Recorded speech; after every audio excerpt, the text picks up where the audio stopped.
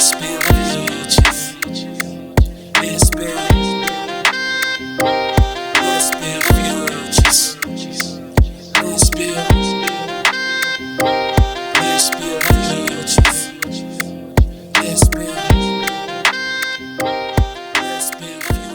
what's up, builders? It's your girl, K-Antoinette the blogger, and you are now listening to the LBF podcast. This is Burnout to a Crisp, a talk about burnout and seasonal depression. And I have Rick of Relationship Talks with Rick and Naaman podcast. Go ahead and say something for the builders. Lesbian futures. Oh, okay. And again, here with me is Spa Danny. What's up, y'all? So, we're going to discuss what burnout is. So, the official definition of burnout is a state of emotional, physical, and mental exhaustion caused by excessive prolonged stress. And it occurs when we feel overwhelmed, emotionally drained, and unable to meet constant demands. So, have y'all dealt with burnout, and have you been dealing with it this past year? Yeah.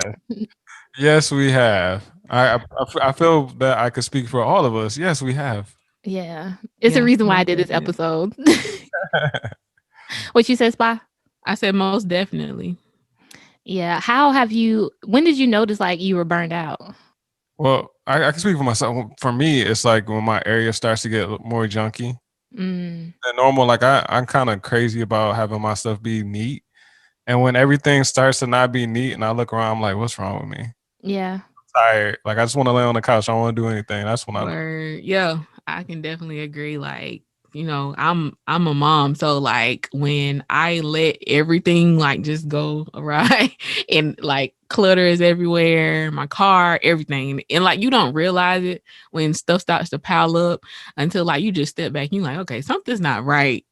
And then you look around and you like, okay, I need to figure out my life because this not gonna work. And then you start to like kind of pick apart things and you're like, okay, what is causing this? And yeah, definitely I can relate to what you said, Rick. Like once I start realizing like my space is cluttered, or for me, it's just like I don't want to do things, but it's just like I don't have the energy to actually do it and carry out. No motivation, no energy to actually get out and do the things that I really want to do. And that just adds to the burnout too, because then you start being hard on yourself for not accomplishing, simple tasks like washing the dishes, folding the clothes that you got. I got clothes right now that's still in the dryer. Actually. Listen, in the basket, but it's not because of burnout. It's just because of life, period. But okay.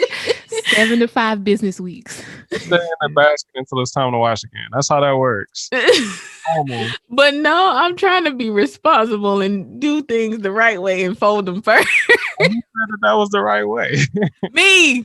That's how I organize my life. I need to, most of the time, if it's a good week, I try to fold them soon as they come, like soon as they finish drying. That's a good week. That's how I'm like, okay, I'm starting off on a good foot. But when they start to pile up and I'm like, well, at least I washed them. I don't remember the last time I actually folded clothes as soon as they finished drying. I have no clue. Listen, in my life, so listen, when you're a mom, you got to find some way to make it work. Everything will pile on if you don't. I mean, I feel like with burnout too, it's like a paralysis that comes over you. Yeah. It's like you'll be thinking like, it's like, so, when you work in like your full-time gig and then you go to do the other stuff that you do, like at work, you'll be like kind of like lethargic. You just sit down. And then you get off like, I'm gonna do all this stuff when I get off. And it might not even be like something productive. It could be like, I'm gonna go to the store and I'm gonna go shopping. I'm gonna do all of this stuff. And this is like, you get off and it's like, I think I'm just gonna lay on this couch, turn Netflix and chill with myself, and then go to sleep. Yeah, I tell a lot of times I'll get off work and me and Spot Danny will call each other, and I'll tell her, I got to stop here, because once I get to the house, I'm not gonna have the energy to come back out. I have to do it like right in the moment, otherwise I know it's not gonna get done. Right. So I'll ask you in your own words, how do you feel like you personally got to a place of burnout? So either one of you can start. I really started to recognize it. I recognized it a couple years back but I didn't really know what it was. Because I used to literally work 7 days a week sometimes. Mhm. And of course, me being the superhero mentality, I'm like, oh, I got to do this because I got to get to X, Y, and Z.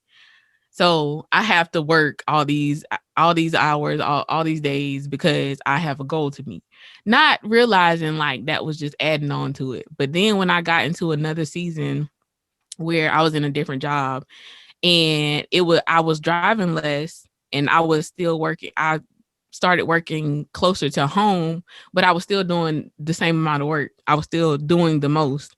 And when I would be doing something that I love, but I didn't have the motivation or desire to do it. Like I love helping people. I love working with them, but it was to the point sometimes where I literally had to peel myself out of the bed.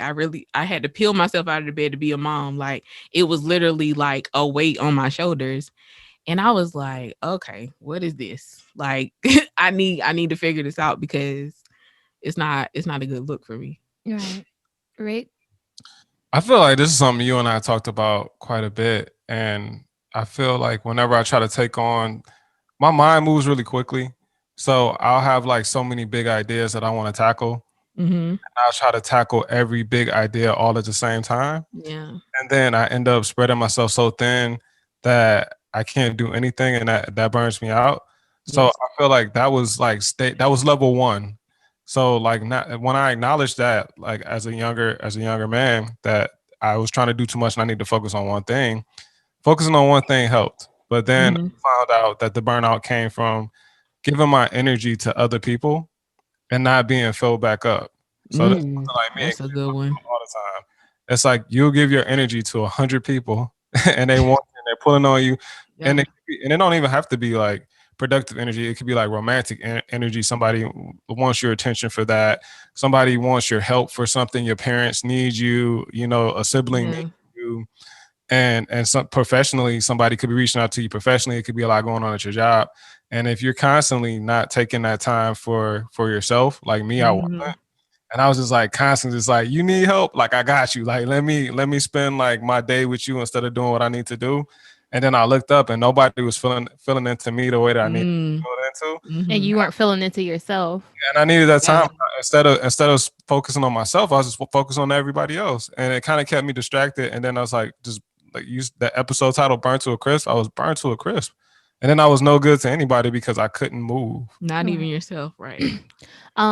It's interesting because burnout happens periodically throughout our life, right? So I first wrote about it maybe 2 years ago. And when we think about burnout, we always think about being burnt out at work, right? Because we Mhm. know the way that our society operates when it comes to work is ridiculous. Like, is give your company, your corporation, your business all of your time, your attention, be the hustler mentality, and no days off, never get tired, right? That's how we are taught to operate within business. And having to break out of that mindset from our parents who worked jobs for decades and poured into these companies only to get very little back. That's what we're used to seeing. But when I realized I was burnt out, it was kind of like what you said, Rick. It was in multiple areas of my life. It wasn't just work. And I had never heard anybody talk about it on that level. So I was burnt out at work, but I was also burnt out with being a part of the family life, trying to be superwoman in that. At the time I was burnt out in my relationship because I had to be superwoman on some level in that aspect, and I wasn't getting filled back up. And then I was burnt out in some of my friendships as well, because it was just like when you give and you're not even paying attention to how you're filling your cup, or you're not doing it yourself, because that's where self-care comes into play as well. You become just drained. And I had got to a point where I was just like, it should not be this hard for me to operate on the daily task, because I should have something that's pouring back into me. But I wasn't even doing that for myself. So when I think about burnout, this most recent one, I was burnt out creatively. And for me to know myself, I was like, I know I have enough creative energy to carry me throughout this lifetime. I know I have more than enough. What's happening here? And I realized I was burnt out in my routine that was affecting these other aspects as well. So I want people to think about the different areas that burnout can happen, because it's not just work. It's not just your career life, it's your home life, it's your everyday routines, it's your relationships, your connections with other people. And if you're not paying attention to how you are expending your energy, a lot of times you're going to get to a place where you feel drained and where you feel like you can't even get out of bed in the morning. I feel like as Americans especially, I think we do ourselves a disservice because a lot of times the way that we're taught and the way that we like the media portrays, especially somebody who's trying to be an entrepreneur, and then you add like being black on top of that, the hustle on top of that. The pandemic on top of that. No, right. So we're taught that we gotta just go nonstop and not sleep and all of this and stuff. But the thing that I have learned as I've grown older and as I've heard other more successful people than I am, if you I feel like so burnout, it's like you have a tank. And let's just say this tank is full of energy. If Mm. you're constantly running on E, the thing is you might be doing the same tasks that you were before, but you're not going to be doing them to the level or efficiency of what you would be able to do if you had took a minute to recharge. So sometimes just taking a day or a week or a month to yourself could be way more beneficial than running on E all day. Right. And for me, Right. I realized that whenever, because I was being hard on myself, I was like, I can't take a break, especially with, LBF, the brand, and I'm trying to, get better at being consistent and all this different kind of stuff. But it's just like, girl, you have nothing to give anybody right now because you need to replenish. And so, and I couldn't at the point, I got to a point where I couldn't focus. So we'll also get into some of the symptoms. So what symptoms besides, the messy home, like what internal symptoms were you experiencing whenever you discovered you were burnt out?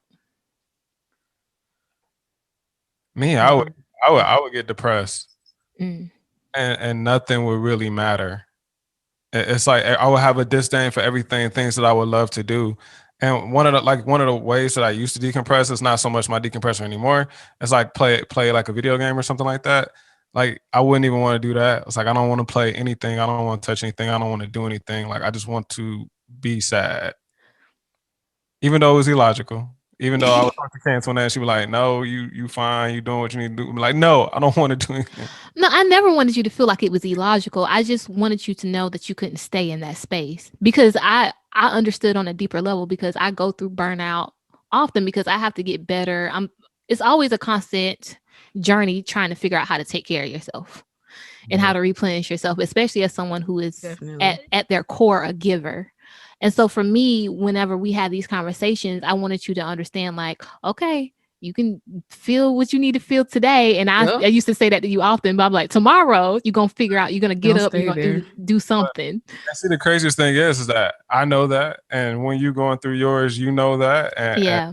all know that, and it's like we can't stay there. And even with like us, we reinforce it for one another, and we try to make sure that none of us stay in a valley for too long. Mm. But you can sit there and you can logically know that I can't stay here and still not be able to move.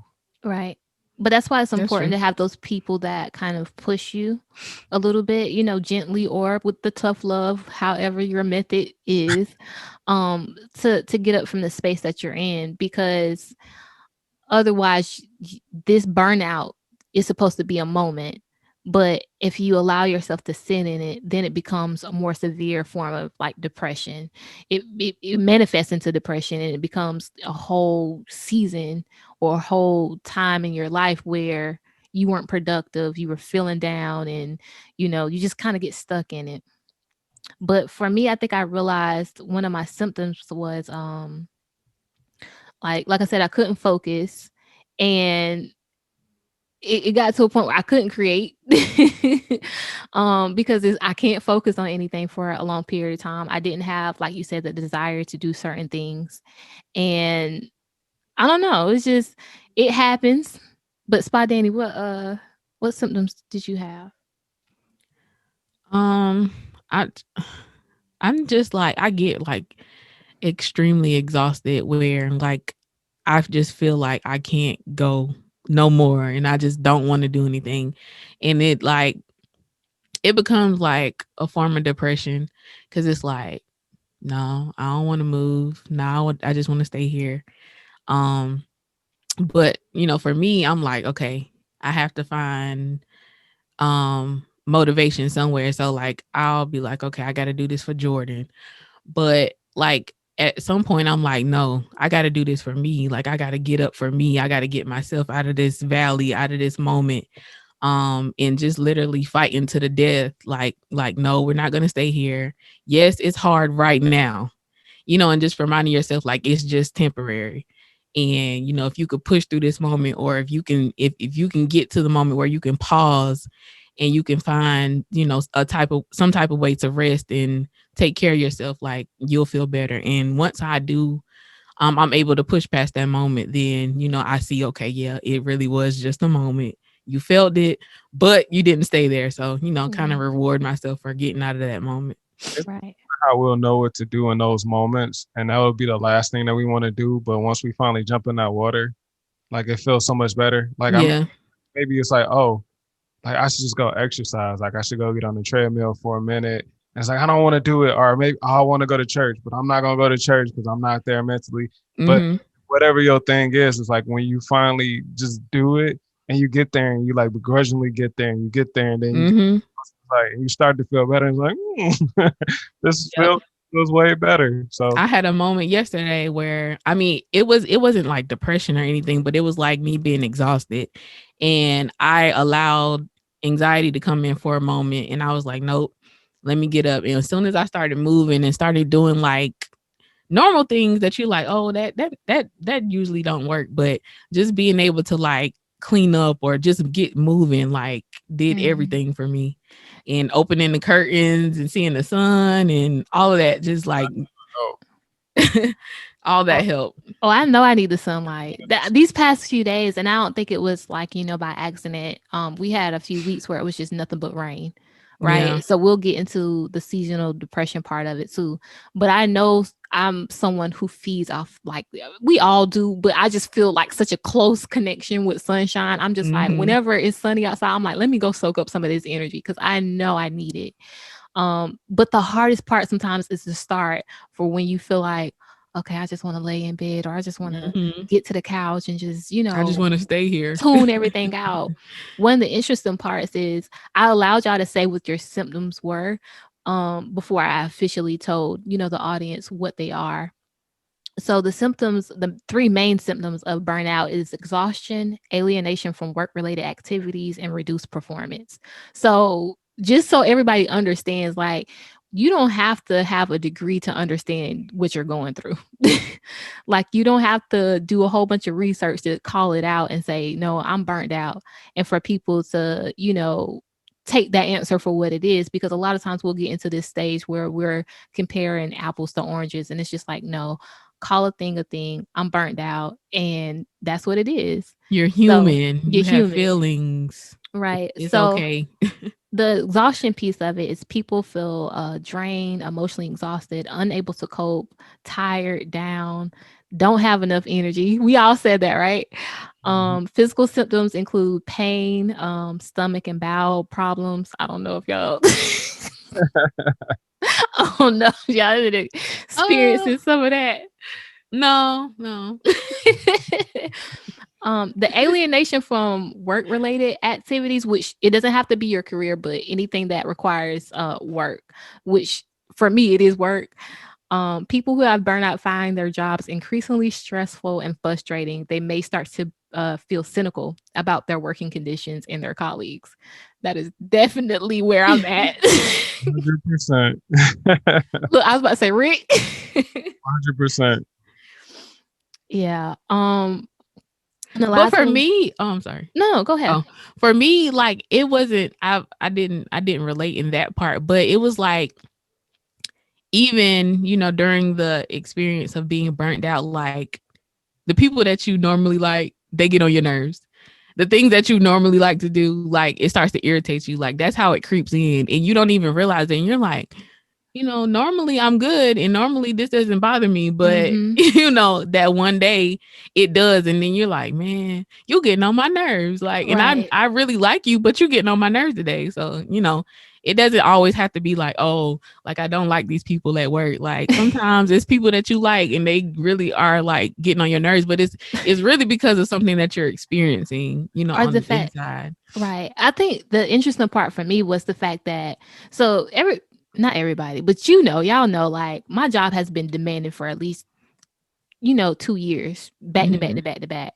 So when the pandemic hit, everything slowed down. It's even for us because you have to keep people safe. Like if you get sick, you can't accomplish anything, right? Mm-hmm. So things slow down significantly for us.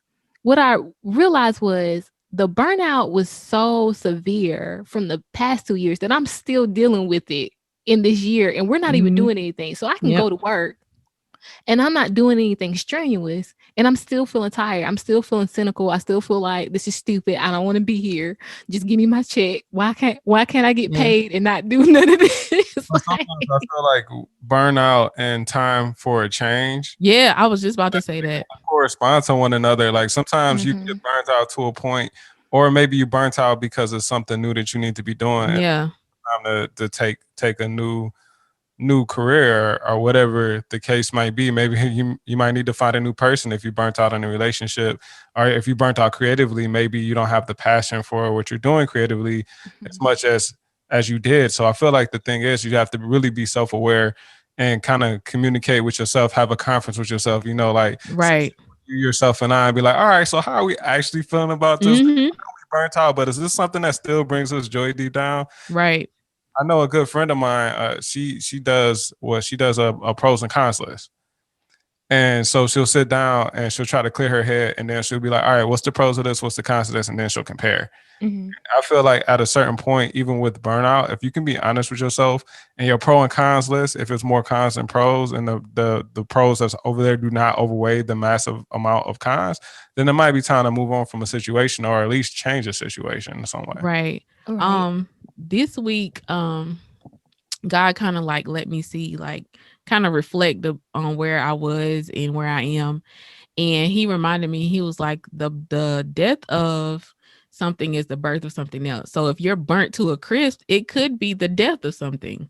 Oh, it helps a Meaning, transition. meaning that like it's the death of it and you need to birth something else, Right. birth something new, walk into something new. And it's just basically like Rick said, being self-aware enough to like kind of go through the list and realize, okay, like, is this worth like staying in? Can I salvage it? Can it be saved? Or is it time to let it go? Right. I I, think for a lot of us, we have to balance those obligations as well. Because I know it's time for a change. We've been talked about it. It's like I'm in a Yeah. transitional period where I know what I want and what doesn't work for me anymore. With that being said, sometimes you have to push through that burnout because it's necessary to meet certain goals. That's going to make Hmm. it your journey easier moving forward. So I just want everybody to like take what y'all said because it's all true. And I definitely think that a lot of times, you get to a place of burnout and that just shows you how incompatible something is Hmm. for the life that desire, the life that you want. And you have to listen to that because we all get burnt out with some stuff. But if you're constantly feeling exhausted, you're constantly feeling disengaged, um, and you feel like you don't even want to, I don't know, you're just not feeling like yourself. You Hmm. need to look at whatever it is and realize that it might not be a good fit for your life, whether that's that be a job or a relationship or whatever. I'm sorry, Rick, what did you I say? was saying that's like friendships and relationships. I feel like that's the easiest one to kind of like pinpoint because you'll be burnt out and then be like, we just been arguing for a while, we're good. And it's a movie that I like to reference a lot, and it's called 500 Days of Summer. I was about to say Malcolm and Marie. Oh no, Me too. I did thought he was gonna say. me and Danny was talking about that. No, it's 500 Days of Summer, and this is guy. He was in a relationship with this girl named Summer, and they were together for 5 years. They had 5 years or 500 days worth of interactions, which is roughly like a year and a half. And they tell the story out of order. So they show the story out of order, and he's sitting there and he's mourning this relationship because she found somebody new and they're not together anymore. And he's like, this was like such a great relationship. But as he goes through the relationship, he's looking at all of the good things and none of the bad things. Oh, we usually do that when we break up with Yeah. someone. So, like somebody, not to ruin the plot too much, it's a great movie if you haven't seen it, but not to ruin the plot too much. But what happens is that his sister is like, you're looking at all the good things, look at it in its entirety, and then you start to Mhm. see all the bad things. So I feel like in relationships we get burnt Me. out because it's so many bad things that's going on, and we're not, and we're romanticizing the one good thing instead of looking at the 100 bad things, and you're burnt out because it's time for a change. That Yeah. that thing doesn't excite you anymore. I Hmm. mean, don't just break up with somebody just because. But if you don't get that passion and that feeling deep down that you had before, that might The be fireworks. it's time. But yeah, the fireworks. It's the most basic of things that y'all had. I'm Don't a, do that anymore. Then it might be that time to go. right. And sometimes Yeah. it's the foundation. Cause like I said, when I wrote this for context, when I wrote the blog post, check out letsbuildfutures.com. It's up there. It's a great read. A lot of my like hard moments usually are great reads, but I wrote it during that time. I had just lost my dad. Um, I was in this very high volume job, still am, but it was like really everything was pushing. This was pre-pandemic. They need everything now. Everything is immediate. You know, your time, your attention, your life is your job. That's how the mentality was. Just lost my dad, and I was in a relationship where the person they really wasn't pouring into me. And when I say pouring into me, emotionally supportive, they weren't, there physically, they weren't there mentally, they weren't there emotionally the way I needed. And then I wasn't there for myself. So one of the things that I did to kind of get back to a place where I felt like myself was I took a solo trip. And I took a solo trip to New York to just get away from everything and to really, like you said, ask myself those questions. All right, how important is some of this stuff? And what I came, even my friendships as well, what I came to realize is I cannot function in the capacity that I've been functioning. Everybody turns to me for support, emotional or otherwise. I cannot do that right now. And those people have to be okay with me telling them no, setting boundaries so that I can pour back in myself because they're not doing it.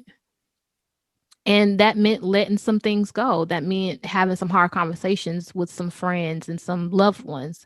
That meant, being very brutally honest with myself and realizing, like, taking off the cape sometimes is necessary and understanding the problem with thinking that we have to put the cape on in the first place. Hmm. Um, so, yeah.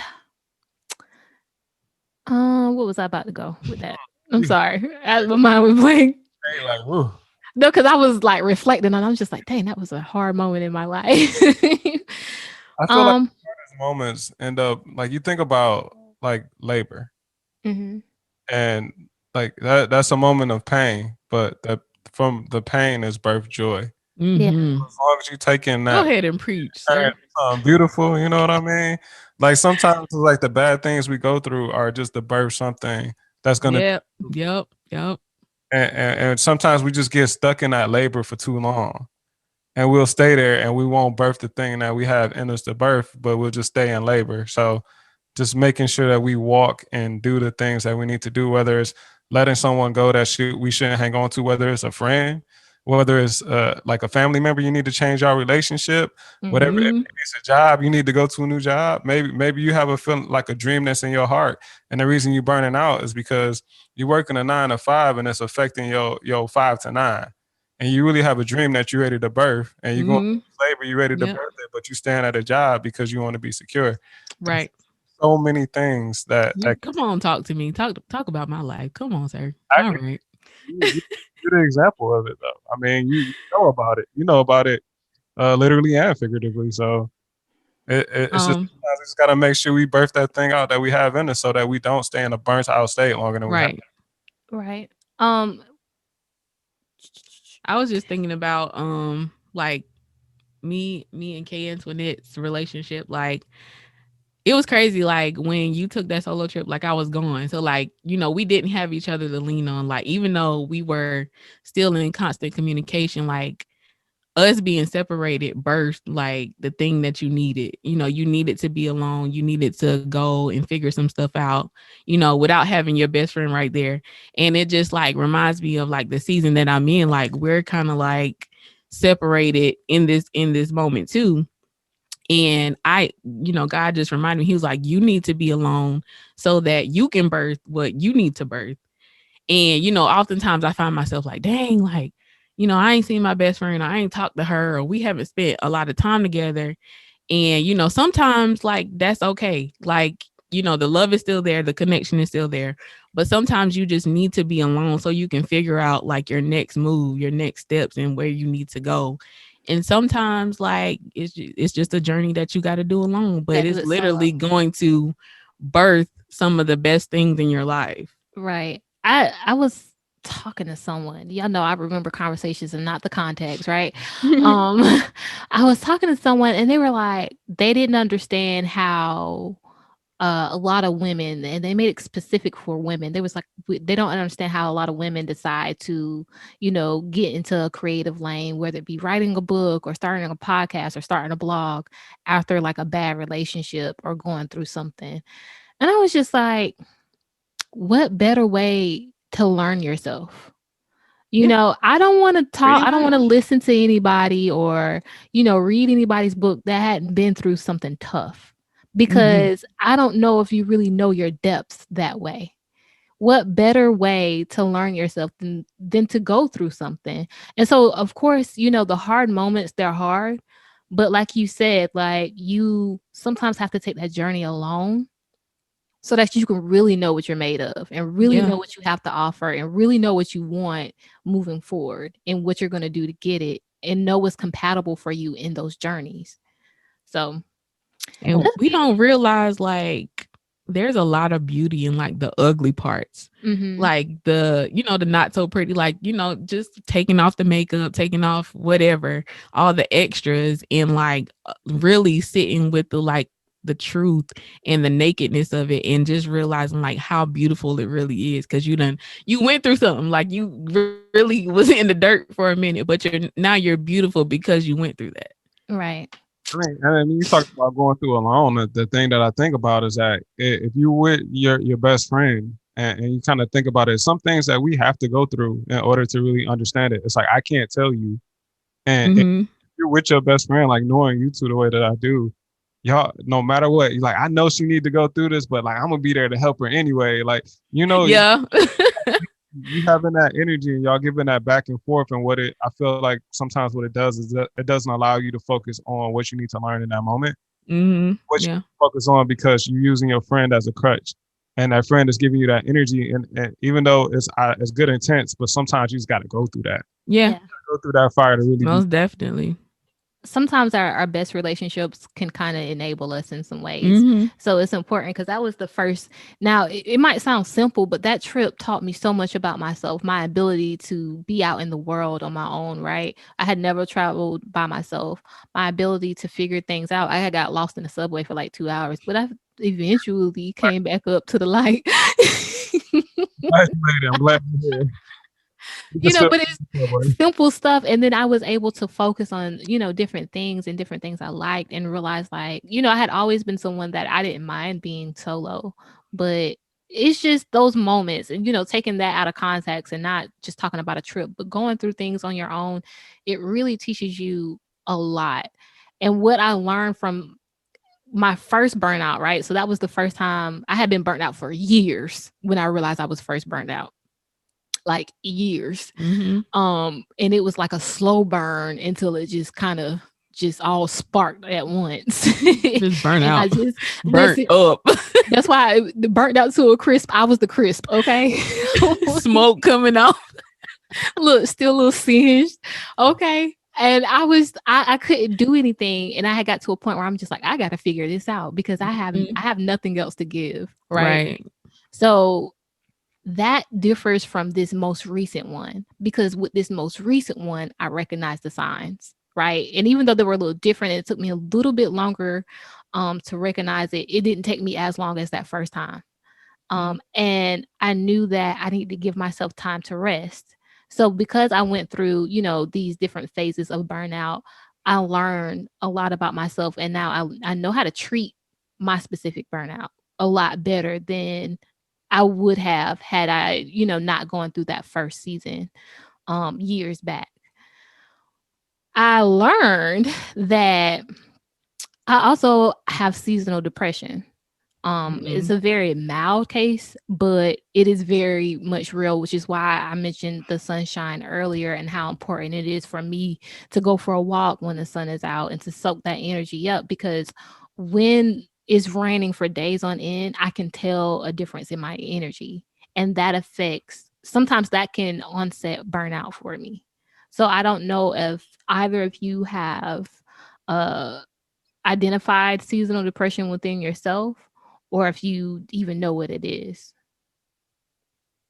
I wouldn't say that I had any seasonal depression, but I do appreciate. I mean, like, so I live in Michigan, and we don't see the sun that often. So, so if I did, I would just probably be sad all the time, you know. But really, it it kind of, I know that when it's dark out, and like it would be days where I would wake up and go to work in the dark, and then I would get off work and I would go home in the dark, and I would never get to see the sun, like basically unless I went to lunch. So I just know that like it doesn't really affect me like that, but I can say that whenever it's you go through that, when the sun does come out, when it does warm up here, I mean we was in -4 like a couple weeks ago, and we hit Ooh. 40. People thought it was like, woo, it was like summer for us. But I feel like whenever that happens, it does give my spirit a boost.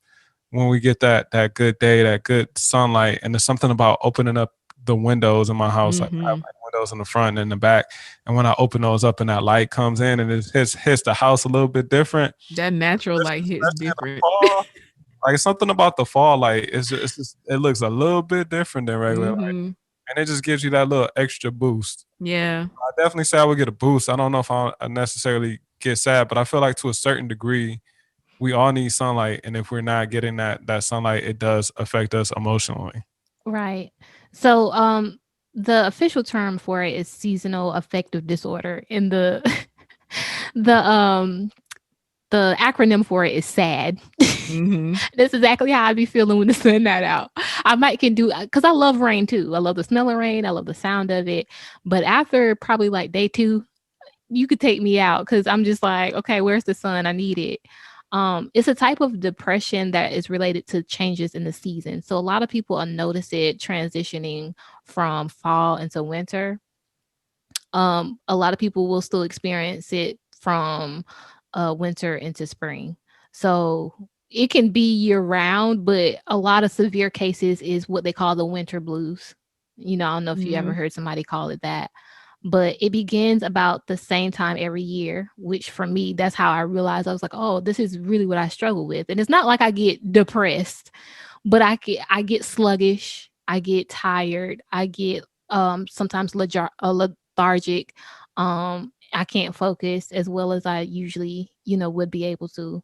And my energy gets low and I start feeling moody. So some of the things they said for treatment is light therapy. And I'm looking into like actually getting it. So light therapy is like Oh, it's like light, like light therapy. Light. Right. So the It's like reason light, not heavy. Like just a little bit of therapy. no, like actually light I rays. know, I got you. I was confused at first. See, she laughing and she ain't in the mic. Danny is laughing. She thought that was funny, but I was being for real. I ain't being funny. I know you was being I real, know that's Rick. what makes it funny. But so damn, what I was about to say. Sorry. Yes, yeah. So Light the therapy. sun is the reason why you get low on energy because you're not getting that vitamin, you're not getting all that stuff that comes from the rays of the sun. So what they invented was lights that give you that same kind of feel that you can just sit in front of and just soak up, hopefully to get some energy. So I'm gonna be looking into that and I'll let y'all know how it Oh, goes. I've seen those. Those Yeah. put them like on your desk, and you can see hmm like the vibrancy of the light. It's so cool. It reminds me of like the vanity lights because some of them, I mean, it has the same kind of glow, but the difference is it makes sure that it doesn't have any harmful UV rays or anything. So you're getting all the good vitamins and stuff that you need, and it's supposed to help boost your energy. So I don't know. I'm gonna look into that. Some people take medications. I'm not doing Do you that. take Huh? vitamin D? Do You you talking take about for vitamins? Yeah, do you take vitamin D? Because that's a big man. See, You so yeah, so I'm gonna talk now. So yeah. I'm a summer baby, so I automatically when the summer leaves, like I automatically feel it and I'm like, okay, but I love the fall, but I'm like, all right, let me brace myself for impact, right? Let me go ahead and find some ways that um I can go ahead and start looking into things that are going to help me, with the season change. And then when winter hits, I'm like, okay, I don't like to be cold. I don't like to be shut up in the house. So I still have to find ways to be productive inside and kind of like boost my mood before I deal with the world. Um but what else I was about to say? Oh, I love to sit near next to the window and just Mhm. feel the sun. And but most recently, I've fallen in love with the rain. And I guess it's just because of where God has me, and like I automatically associate the rain with a harvest. Mhm. So every time it starts raining, I always be like, you know what, Lord, go ahead, do what you got to do. I'm gonna just sit here and I'm gonna sit by the window and listen to the rain, because one of these days the harvest is gonna appear, and the flowers are gonna bloom, and I'm gonna just walk into a season where it's just gonna be beautiful. So Right. that's what I do. I kind of just try to find ways to associate it with something good, so I can have something to look forward to. Cool. Is pandemic burnout a thing? Yes. 100%. How have you been burnt out specifically because of the pandemic that you can identify? I mean, it's just I feel so. I think the thing about the pandemic is that it's forcing a lot of people to spend a lot more time with themselves. Mm-hmm. A lot of people, Mm-hmm. it's gonna make a lot of people uncomfortable. Yep. And like for me, in particular, I like to move around a lot Mm-hmm. and think about it being in a house for a week without going anywhere, and your car just sitting in the driveway, and I feel like that makes you burn out quicker because stuff that you would be able to usually escape. I mean, Yeah. I don't mean like a unhealthy escape, but a healthy escape. Sometimes you just need to get away. Mm-hmm. Mhm. Don't have those options as much, and you can't be around those people who like make you like. Well, in general, you can't really be as around people like that and do some of the things that you used to love to do. So I feel like it's just very draining, and it makes a week feel like a month sometimes. Yeah. Oh yeah. Definitely like I was just talking to someone shout out to Kiri of Micro Speak.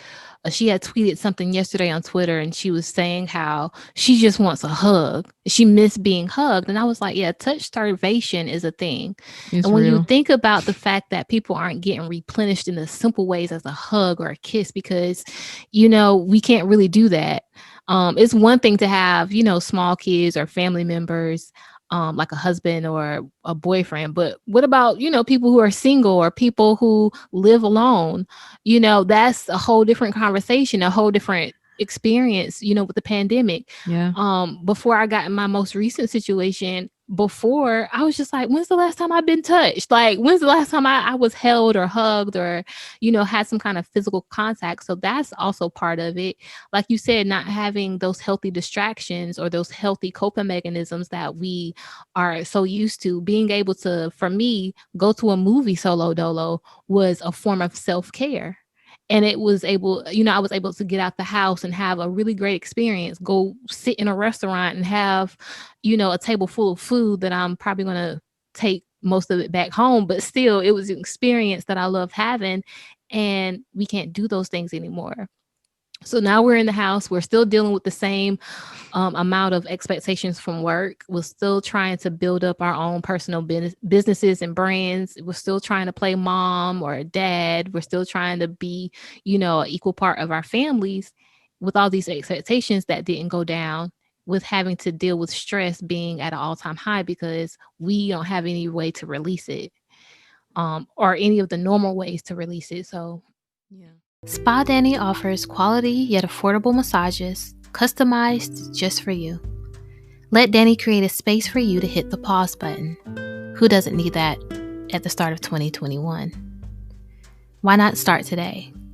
You can call or text at 843-687-2079. That's 843-687-2079.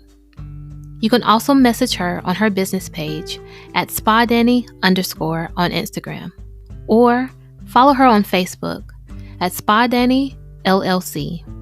You can also book online at SpaDannyExperience.com. That's SpaDannyExperience.com. Treat yourself, be good to yourself, and let 2021 be a whole vibe. Normally, you could kind of like brush under the rug. brush them under the rug. And it's a good thing, to be able to deal with it, but like it kind of like comes in real fast because you're forced to deal with them. Especially like when the pandemic hit, it was like, whoa, wait a minute. Like I can't escape like I normally can. And like for Kay Antoinette and I, like, we normally go to the beach a lot. We couldn't. And so we were like, yo, like, what is going on? We didn't realize it at first. But then we was like, we haven't even been to the beach. Like, yo, this is not going to work. And like, so, we would, do like a day trip. One time we went like for the full moon or whatever, but it's not the same as being able to plan a trip and be like, oh, we're going to the beach. We're going to go to our favorite restaurant and whatever. Like even just being flirty out there, you know what I'm saying? They can't even do that. Cause I'm just like, I need my 6 feet. Like, I know you ain't dating right now, but even you can't do that either. I'm saying, okay, see now, we doing this. I'm saying at the point in time we're talking about, that was another thing. We're going to move on. Don't move on. Stay there. Yeah. Add it up. Hey, you know what? But thinking about it, though, I feel like it's a lot of therapy that we're missing from being stuck in the house. And I think about, so my job, usually we had a remote option where we could go in like every other day. And when that option came before the pandemic, I was like, no, I'm good. Like, I like being around people. Like, people give me energy, like just being able to see and be around people and doing that. But the thing is that whether you came in every other day or not, you weren't sitting at your desk all day. And if you had something going on, you could go and sit to your workmates. You could go sit next to them and talk. And that's a form of therapy.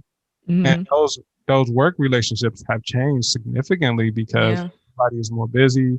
You're not getting up from your desk. Like I think about the amount of time that I used to get up from my desk to the time that I get up now.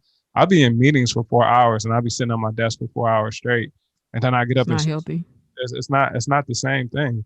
And just being able to go like, hey, go to my boss's office, for instance, and go down and sit down and talk about concerns. It's a different feel doing it that way than it is like, hey, let me like call her on Teams and like let's have it. It's not the same. Teams.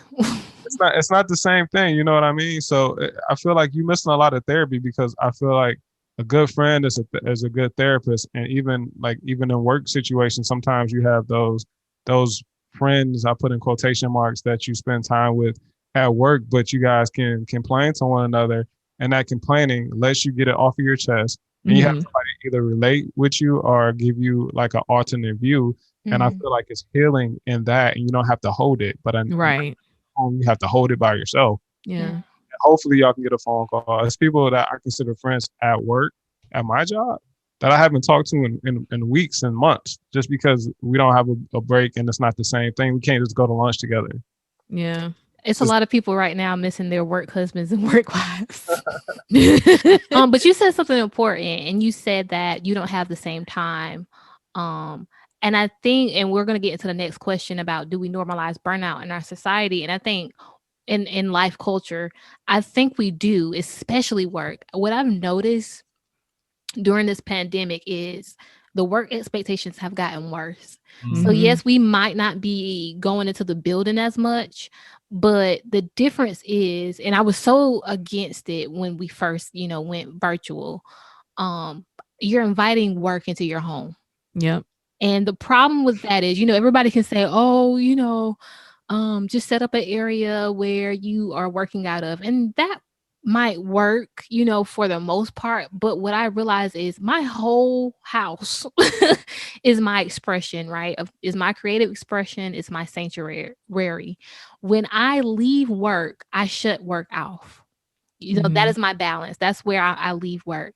When I come home, I'm able to be myself.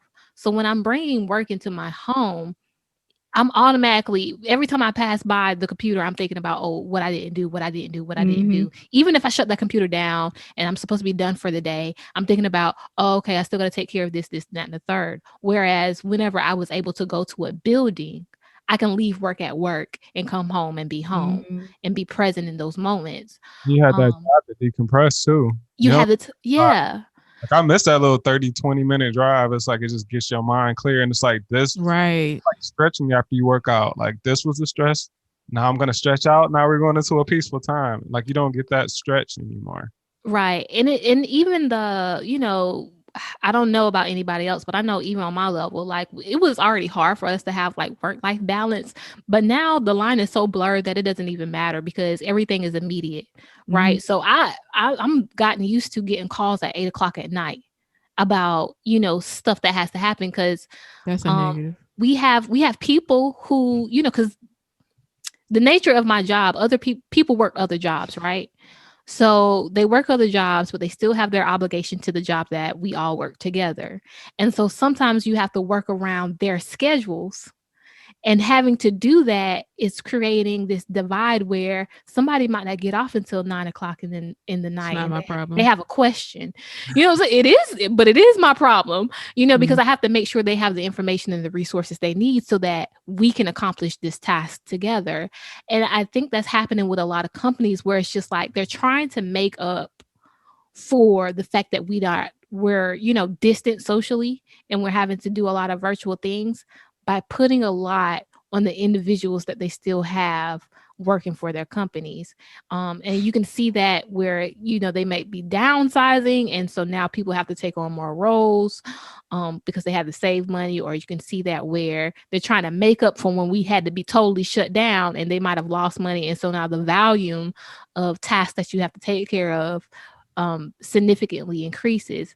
So I just wanted to know if like you guys have been experiencing any of that and how you're handling it. I just want to say I get that, that, but at the same time, it's called boundaries. Like you're not gonna call me after a certain time. Like I'm sorry. Oh, my phone goes on do not disturb at 9:30. Mine stays on do not disturb all day, but that's just me. But like, but that's just you have to set that boundary because literally people will take advantage of your whole day. Like, they don't care. They don't have any respect of time. Like, oh, when I think about it, I need an answer immediately. No, either you're going to think about it before 5 or before 7, but after 7, no.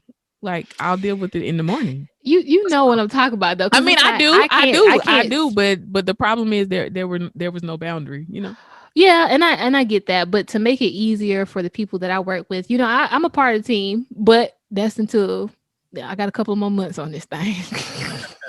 But even still, like, you have already told me that you have been enforcing those boundaries, though. You're like, no, I'm not dealing with this. Like, I have. It's certain stuff. It's like if you hit me up and I feel like I've already answered this question, you're gonna have to do some scrolling back up in this message or look at some emails. Don't be lazy because I already answered your question. Yeah. Anyways. If it's something that I need that's urgent, and that's my other thing too. Everything is not urgent. And exactly. I feel like we've gotten to a point during the pandemic when it comes to work that everything is immediate. It has to happen. Mm-hmm. It has to get fixed now. It needs to have this deadline. And I'm just like, I don't care about none of this shit.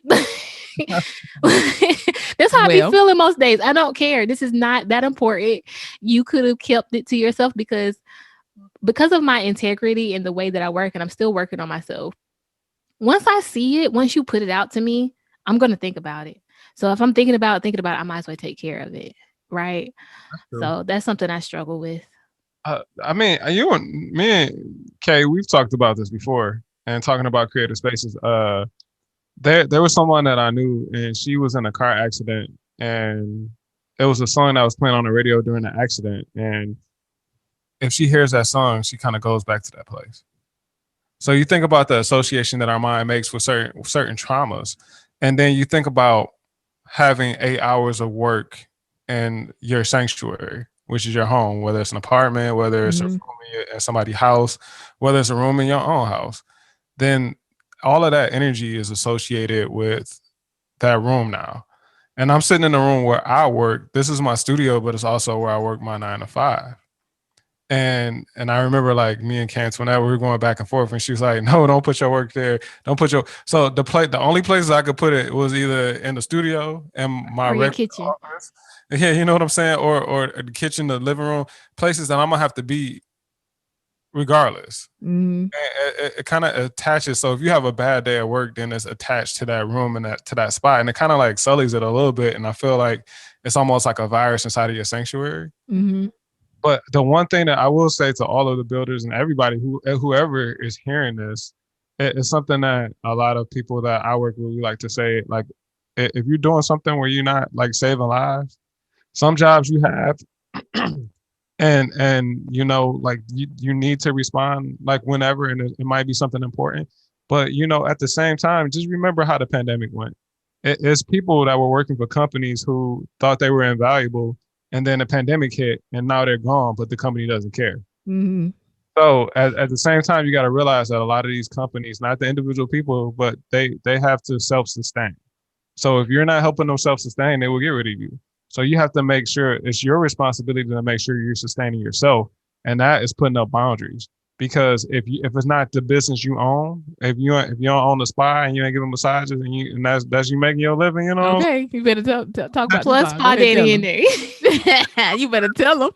It's one thing to work all day on your business. Okay. But if you work in somebody else's business, that will let you go if they need to. Listen. Prioritize your what is no that? Questions asked, and I done put in all this work. It's like that meme. It's like that meme. Like if he has 2 phones, girlfriend, worry about yourself. It ain't your business. Worry about yourself. If you don't own no stock in that company and you don't own a percentage, worry about yourself, because I guarantee no matter how nice people are, they are going to preserve the company over you. Yep. And if you ain't an important enough part of that, then you need to worry about yourself. Yeah. And the crazy part for me is, so at the start of the pandemic, we weren't only dealing with the pandemic, because I know you mentioned earlier, you know, being Black on top of everything. We were dealing with Blackness and injustice, as well as the pandemic. And outside of trying to make sure people don't get sick, nobody really acknowledges the effects and the truth about going through something so traumatic, in a sense. You know what I'm saying? This pandemic, we've lost lives. And so when it comes to how you see yourself and how you see these corporations and businesses operate, and the fact that a lot of them don't even talk about what we're going through. They don't even acknowledge the fact that this is a very stressful time. And on top of that, they're demanding so much of you. I drew my line where I'm just like, for me, I'm like, okay, as far as computer work goes, if I don't get it done at the building, it's not getting done. I'm not bringing it home with me. I don't care how much y'all fuss, whatever. And I was adamant about not bringing my work into my creative space, because I knew, like you said, it was going to be a stain on the walls. Just because the way I feel about work creates an energy around, you know, where I do it. So I was just like, all right, I'm not bringing that into my creative space, because my creative space is the only sanctuary I have at the moment, because the rest of my house, you know, is a little tainted for the fact that sometimes I do have to do work here, or sometimes I do have to, you know, take calls or whatever. And yeah. It's like not being able to escape the thing that you need to escape sometimes. It's like being with a mate, like you and y'all had an argument and you just need a minute. Like, I love you, but I need a minute. And they still following you? I don't want to see your face. Or they still in the apartment with you, and you can't get it. Apartment? Yeah, it's like that. That's what it is. They falling out, y'all. Like that. She didn't have a flashback. That's what it is. Listen, just there. Go somewhere. Come on, let me talk to you. No, why are you walking over there? Nah, ain't nothing to talk about. So do we normalize burnout in our society, in our life culture? 100%. Yeah. And I feel like we talked about it before, like in like one of the previous questions, but 100%, like everybody's supposed to grind, and you see those things. I don't sleep because I'm too busy making money. It's like no, baby. First of all, that's not healthy. Let's start there. You wonder why you wonder why like everything is falling apart. Like the grind is not for you. Like you're supposed to take time to rest. You're not supposed to not sleep all day or all week because you're trying to do whatever. Like you got to take care of yourself. Like, and that's what needs to be normalized. Like taking care of yourself. Someone just told me this in one of my group chats was like resting is productive as well. Like when you allow yourself time to rest and to pause, like you get to recharge and you get to, launch yourself further once you recharge. Like you get to attack more than enough of the things that you would have not attacked if you didn't take that time to pause and to recharge. I feel like Europe got it right. Europe take like a month off. They call it holiday. Yeah. I was working. I can't really say what I was doing, but I was doing some stuff. But I was doing some stuff for the job I was at. I was actually working for England, like some branch in England, and like we were like we got to get all of this stuff done. See, I can't say too much. It was like we got to get all of this stuff done because this month they're gonna go on holiday and we ain't gonna be able to hear from them for a month. I'm like, yo, like why don't we do that? Like I barely take a day off. And like they got a whole month that they about to take off. It's gonna be closing early and all of that good stuff. They like we prioritizing our mental health. Right. But even that, there's some countries that only work 3 days a week. And I'm just like, can we adopt that? And it's interesting for me because even with the hybrids of going into work or working virtually, for a long time, this whole pay time off was a thing. People didn't want to take time off because, they just fired a whole bunch of people. I need to make sure I'm grinding as hard as I can to keep my job. Or, I'm not even really in the office that often. Do I really need to, take some pay time off? The answer to that, yes. Yep. Take your time off.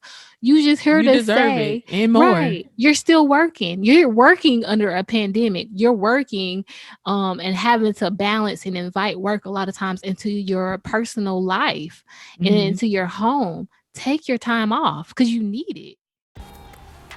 Hey builders, this has been another great episode of LBF Podcast. We're having the conversation about burnout and about seasonal depression and about what happens when we kind of run out of gas and why that happens for us. This was part 1. Join me Wednesday for part 2. Join the conversation and share it with a friend. We'll see you next time. Bye.